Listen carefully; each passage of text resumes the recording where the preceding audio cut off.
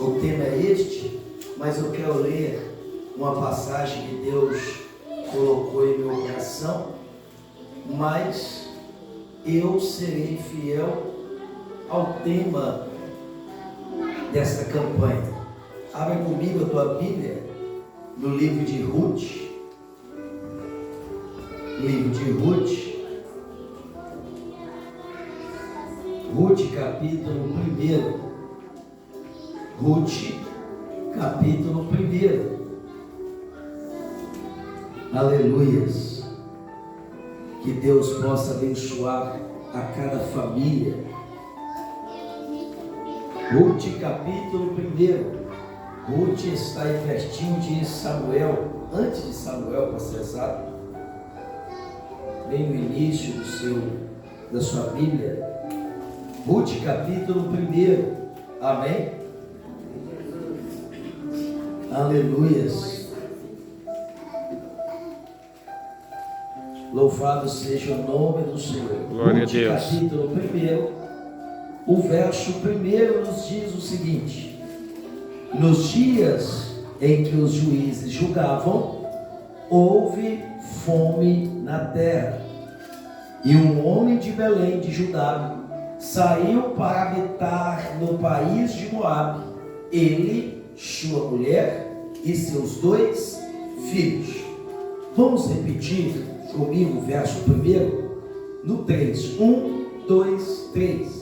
Nos dias em que os juízes julgavam, houve fome na terra, e um homem de Belém de Judá saiu para habitar no país de Moabe, ele, sua mulher e seus 2 filhos. Podem se sentar, glorificando Glória a o nome Deus. do Senhor. Aleluia. Aleluia. Irmãos, nós conhecemos um pouco dessa história. O livro de Ruth traz o nome de uma mulher que não era hebreia, não pertencia ao povo de Deus. Mas essa mulher, ela teve uma grande atitude mediante ou diante de Deus. Ruth era uma mulher moabita. Os moabitas, eles são descendentes de Moabe. Moabe era um fruto de um pecado. Moabe era um fruto de um incesto. O que é isso? O incesto é quando um pai, ele tem um filho ou uma filha com a sua própria filha biológica. Isso se chama incesto. Então, quando Ló, sobrinho de Abraão, é tirado de Sodoma e de Gomorra, é tirado de Sodoma, ele é levado para as montanhas. Ali está ele e as suas 2 filhas. A sua mulher virou uma estátua de sal. Enquanto está Ló ali, olha só, as suas filhas se preocupam, porque não temos maridos. Como daremos sequência ao nome da nossa família? Então a mais velha deu a ideia: vamos embriagar o nosso pai e vamos nos deitar com ele. E ali, na primeira noite, eu me deitarei primeiro. Na segunda noite, você se deitará. Então, elas deitaram-se com seus pais e elas engravidaram do seu próprio pai, Ló. Uma colocou o nome do seu filho de Moabe, que são os moabitas, que se tornaram inimigo do povo de Deus. A outra teve um filho, e que o filho, o nome se colocou Amon, que são os amonitas, que também é um povo inimigo do povo de Deus. Então entenda, Ruth, ela era descendente desta nação que veio debaixo de um pecado. Alguns acreditam e alguns afirmam que é um povo amaldiçoado por ser um fruto de um pecado. Ruth nasceu lá. Só que Ruth, ela encontrou com uma família que vinha de Belém. Uma família que nasceu num povo abençoado. Uma família que era abençoada. Uma família que tinha a bênção, e não só a bênção, mas tinha a presença de Deus. Tipo assim, uma família abençoada, que tinha a presença de Deus. Essa família se chamava Elimeleque, Noemi, Quilion e Malom. Esses são os quatro que pertenciam a essa família. Elimeleque era o pai. E a palavra de Deus diz que essa família vivia em Belém. Só que uma época houve uma fome sobre a terra. Olha só. E veio a fome ali dentro do meio do povo de Deus. Então Elimeleque, ele não tinha mais comida. Elimeleque estava passando por uma grande dificuldade juntamente com a família. Elimeleque, temendo o pior, ele decide: vamos sair daqui e vamos para Moabe, porque eu fiquei sabendo que lá em Moabe tem comida, lá em Moabe tem providência. Preste atenção. Elimeleque então pega a sua esposa chamada Noemi. Vamos lá, Noemi. Elimeleque pega os seus dois filhos chamados Malom e Quilion. Vamos lá? Então Elimeleque pega a sua esposa chamada Noemi e pega os seus dois filhos chamados pega a sua família e vai para Moabe, porque em Belém estava vivendo-se uma escassez de comida. Ele pensou: vamos para Moabe, aqui não tem pão, aqui não tem comida, não vamos conseguir sobreviver, vamos para Moabe. Os filhos são herança de Deus. Aleluia. Os filhos são nossa herança de Deus. Salmo 127 diz que eles são herança do Senhor. Eles são como flechas na aljava do arqueiro. O que é isso? O que, irmãos, olha aqui. O arqueiro faz a flecha para quê? Para lançá-la, sim ou não? Sim. Arqueiro faz a flecha para ficar o resto da vida com ele? Não. Arqueiro faz a flecha para usar, para lançar, para atingir um alvo, para atingir um objetivo. Filho, Deus nos deu filho, não é para a gente ficar ali, querer guardá-lo a vida inteira, guardar dentro da nossa casa. Não, você não vai sair, não, você não vai ir para longe, meu filho. Não, minha filha, quando você casar, você vai morar aqui pertinho de mamãe e de papai. Não, filho, mas você é um filho amado. Não, você vai ficar. Não. Os filhos são como flechas. E a flecha, antes de ser atirada, ela tem que ser o quê? Preparada. Nenhum arqueiro vai pegar um graveto qualquer e já vai jogar no arco e puxar e soltar. Se a flecha não for preparada, esta madeira vai machucar a mão do próprio arqueiro. Sem falar que a vara pode estar empenada e ela não atingir uma boa distância ou alvo. Então você vai ter que travar.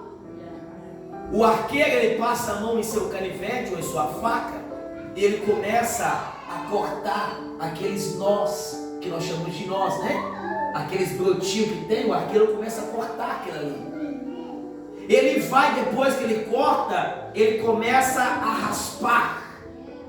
tirando todas as arestas, todas as frepas. Ele vai raspando, raspando. Depois ele vem com uma lixa.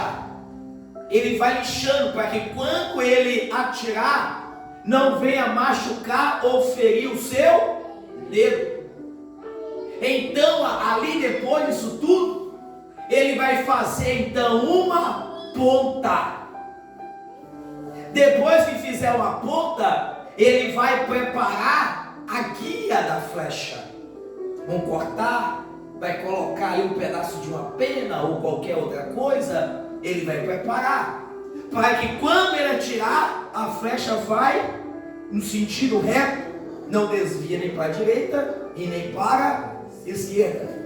Provérbios diz: ensina a criança no caminho que ela deve andar, para que quando estiver velha, não venha se afastar dele.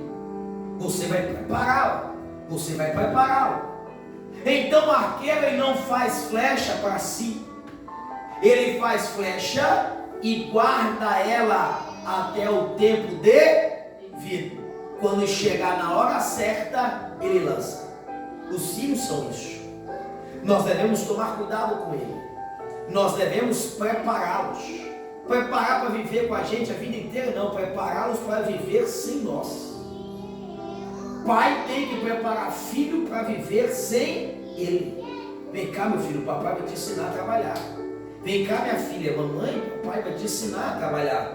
É assim que se cuida de uma casa. É tanto para um quanto para outro. Não é só menina que tem que aprender. Meninos também tem que aprender. Porque a gente não sabe no dia de amanhã. Vai que ele casa com uma moça que não ensinaram ela a cuidar de uma casa. Não ensinaram ela a cozinhar. Cuidado desse menino. Vai comer muito ovo frito, cozido, batata, miojo, arroz cru. Vai jogar aquele arroz no prato, vai fazer tiri-tiri de limão, aqueles barulhinhos fininhos. Mas se ele sabe, e casou com a menina, essa menina eu amo, é muito linda. Eu amo essa menina, mas ela não sabe cozinhar. A mãe já vai dizer, não sabe cozinhar, é um impastável. Não, mas não tem problema. Eu assumo esse B.O., eu assumo essa guerra. Então vai então, bem feito para você, casa com ela. Mas ele vai pensar, quando ele casar, ele vai dizer, vai fazer a comida, eu não sei fazer. Ele vai lembrar, não tem problema, esse B.O. eu assumo, deixa que eu faço. Ele vai fazer o arroz, vai fazer o feijão, ele vai fazer o quiabo, vai fazer o angu, vai fazer uma macarronada. Porque o pai e a mãe lhe ensinou, preparou ele a viver sem eles. Pai tem que ensinar, tem que preparar os filhos a viverem sem eles. Sem eles. Ensina o teu filho no momento certo, na hora certa. Ensine ele cada etapa da sua vida. Eles são pequenininhos, ensine aquilo que é para aquela fase. Cresceu um pouquinho, ensine aquilo que é para aquela fase. Cresceu mais um pouquinho, opa, ensine mais. Quando meu filho é bem pequenininho, eu ensinava para ele, meu filho, não deixa ninguém tocar no seu, não deixa ninguém tocar aqui e nem na frente, nem atrás e na frente. E a gente falava, não precisava explicar por quê. A gente só falava, não deixa. E eles foram crescendo e o ensinamento continuava. Meu filho, não deixa ninguém pegar aqui e nem no seu bumbum, nem no seu órgão genital, não deixa ninguém tocar. É só o papai e a mamãe. Ou talvez quem o papai e a mãe disser que pode tocar. Talvez o médico ou alguém. Mas fora isso, ninguém pode tocar. Se a tua professora na escolinha tocar, nos conte. E se alguém dizer, não conte para ninguém. É aí que você tem que contar, meu filho. É aí que você tem que contar. Ensinando. Eles já estão bem grandinhos. O mais velho tem 9. O mais novo tem 8. Agora eu já abri o verbo para eles, eu disse o porquê que não pode tocar. Eu expliquei porque tem pessoas más que fazem maldades com crianças, abusam de crianças. É fase, cada momento. Porque eu preciso ensiná-lo a viver sem mim, porque eu não estou com eles no colégio. Ele hoje, os dois hoje, estão na casa dos seus avós. Eu estou lá. os avós estão, mas eu não estou lá. Então já vou ensinando isso. Então entenda algo. Nós precisamos preparar, porque há uma grande responsabilidade sobre as nossas vidas. Sim ou não? Sim. Deus vai cobrar pela vida do teu filho, é de você, pastor. Mas eu ensinei. Ele cresceu e desviou-se. Mas você ensinou? Ensinei. Então esse peso não está mais sobre a tua vida. Porque quando ele cresceu e tomou uma certa idade, ele passou a fazer as próprias escolhas. As próprias escolhas. Por quê? As escolhas que o pai faz para com a família traz consequência não só para os pais, mas também para a família. Amém? Amém. Depois isso aqui, irmãos, como eu queria falar isso aqui gritando no ouvido de vocês. Como eu queria falar com essa voz forte igual do pastor Orne. Eu queria. Na garganta hoje não dá. No próximo dia, o pastor José Barbosa convidar, quem sabe a garganta vai estar boa e eu vou gritar no ouvido de vocês. Entenda algo, olha aqui para mim. As escolhas que os pais tomam, ela traz consequência não só para os pais, mas também para os filhos. Nós lemos sobre Elimeleque. Elimeleque, que era o pai, Noemi, que era a mãe, e Malom e Quilion, que eram os filhos. Elimeleque diz: em Belém não tem comida, mas eu ouvi falar que Moabe tem comida. Eu levarei, pastor Orley, a minha família de Belém para Moabe, porque Belém não tem comida, mas Moabe tem. Só que entenda algo, a Bíblia vai dizer que quando Elimeleque e sua família está vivendo em Moabe, eles vivem um tempo, não fala com qual idade que os meninos chegaram, já era rapaz, mas eu acredito que eram meninos, mas que eles cresceram, o tempo passou, Malom e Quilion se casaram, um casou com Orfa e outra casou com Ruth. Eles casaram. A Bíblia vai dizer que com o tempo, Elimeleque, ele vem a falecer, e não é uma morte qualquer, porque foi bem explícito. A Bíblia deixou bem claro que depois que eles mudaram para lá, Elimeleque morreu. Ele tomou uma decisão, que essa decisão trouxe morte sobre a sua vida. Ele morreu. Depois que ele morre, a palavra vai dizer que não só Elimeleque morreu, mas também os seus dois filhos morreram. Qual é o nome dos meninos? Vamos lá? 1, 2, 3. Isso. Vamos lá bem forte. 1, 2, 3. Malom e Quilion morreram. O pai morreu. E depois os seus filhos morreram. Por quê? Porque Elimeleque, ele pensou: aqui não tem pão. Em Belém não tem pão. Em Belém não tem comida. Então eu vou para Moabe, porque lá eu ouvi falar que tem pão e que tem comida. Mas essa escolha trouxe consequência para Elimeleque e também para os seus filhos. Cuidado com as escolhas que você toma para a sua casa, para a sua família.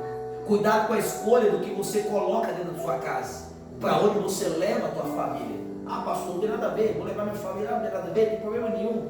Cuidado, há consequências. Tudo tem consequências, sim ou não? Sim. Boas ou ruins.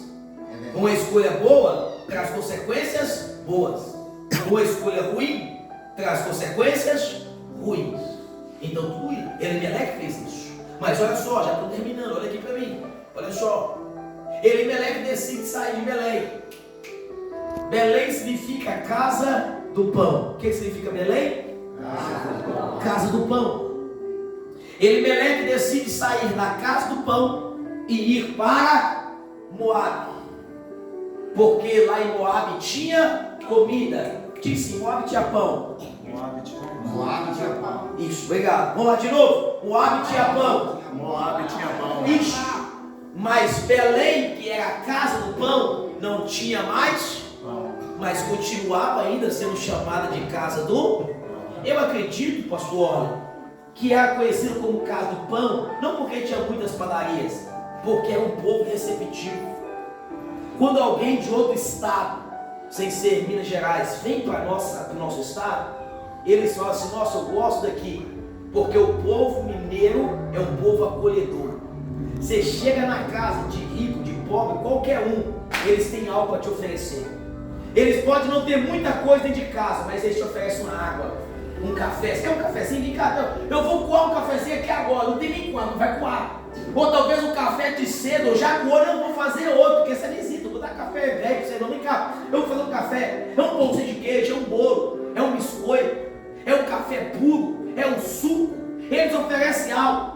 Então acaba sendo chamado de um povo acolhedor. Eu imagino que Belém era assim, um povo acolhedor. E a gente vinha: não, vem cá, repousa aqui, dorme aqui um dia aqui, come aqui comigo, lava os teus pés, tá com os pés cansados, lava aqui e tal, vem cá e tal. É um povo acolhedor. Então eles eram conhecidos como um povo que? Um povo que tinha mantimento.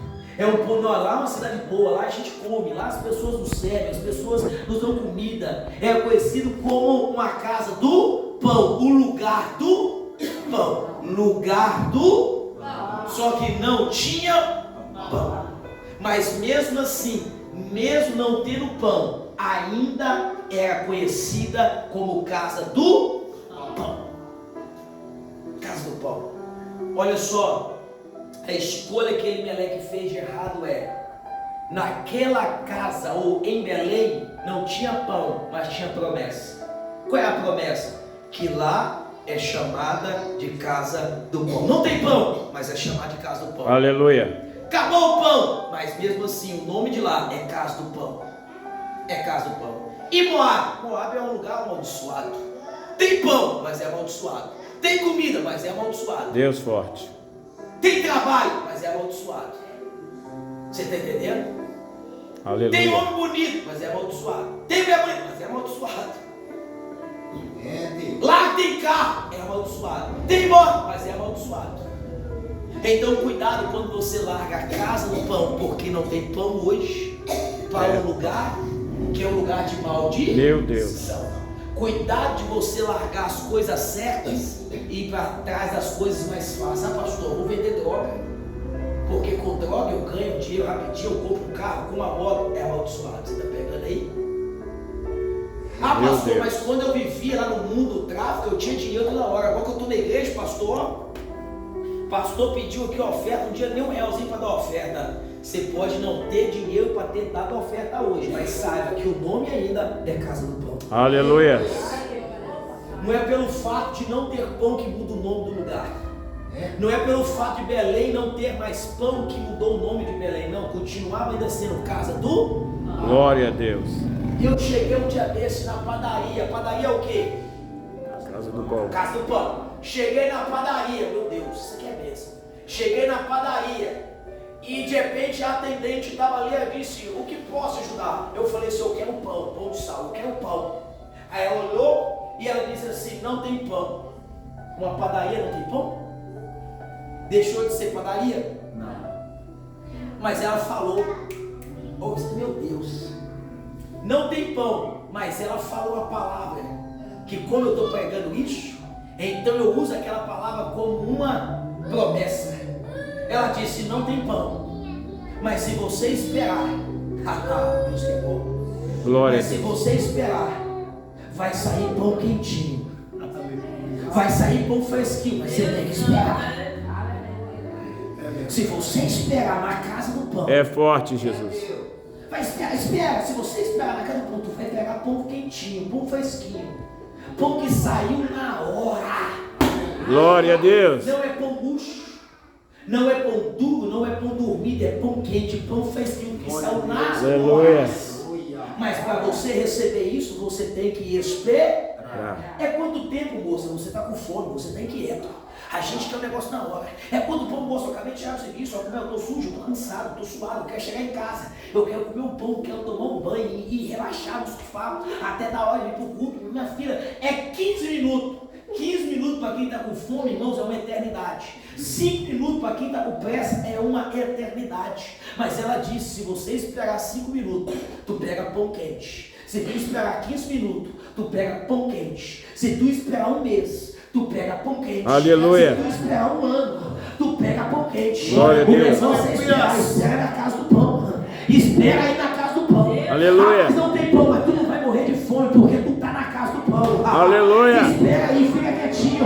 Porque se você sair de Belém para Moab, tu morre. E morre não só você, morre você e seus filhos. Então fica quieto em Belém.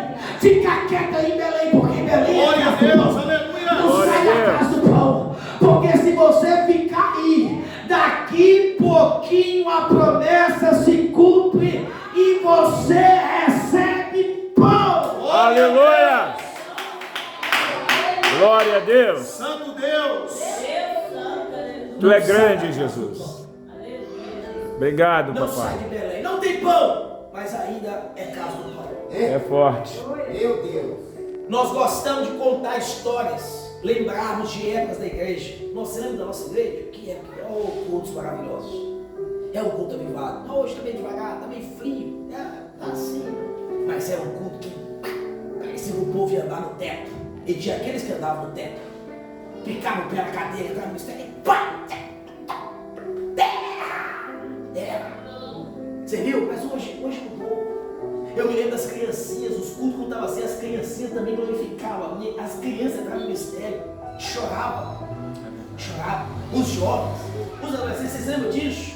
Pois é. Aleluia. Hoje não tem pão mais. É. Não é assim mais. Parece que o avivamento acabou. Mas sabe de um negócio? Mas isso não é motivo para que nós venhamos sair da casa do Pão. Pode talvez não estar assim mais, mas ainda é o lugar que as pessoas estavam. E se elas estavam, um dia vai voltar a ter pão. Glória a Deus. Glória a Deus. É o avivamento, mas ainda é chamado de casa do avivamento. Aleluia. Vai voltar a ter avivamento. Aleluia. Vai voltar, as nossas crianças vão voltar a falar em mistério. Santo de Israel. Tá vendo o pai entrando em mistério. Esse e chorando. papai. Os nossos jovens, os seus primeiros a estar no monte adorando, buscando a Deus, campanha, jejuando. Ei, entenda, mesmo que talvez as coisas não estejam do jeito que nós queríamos, mas todavia ainda é casa do Pão. não saia. Aleluia. Não saia da tua igreja. Glória não a saia do teu Deus. ministério, não saia da posição, não largue o teu chamado, não largue. Aleluia, Deus. Porque ainda é casa do pão.